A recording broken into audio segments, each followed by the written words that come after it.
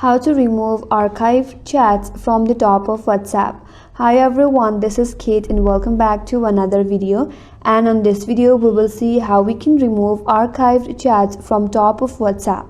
So without further delay, let's get started. Firstly, you have to launch the WhatsApp application in your mobile device and make sure that you're logged in.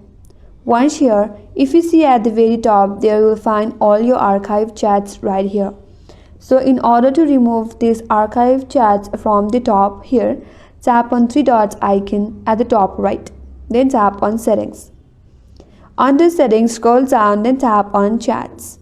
Once here, scroll down a bit and there you'll find a section as archived chats.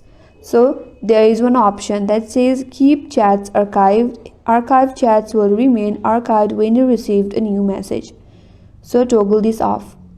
Now if you go back, and there you can see the archived chats is now removed, but still you will be able to find it at the very end of WhatsApp. Scroll all the way down and there you can see the archived chats is right there.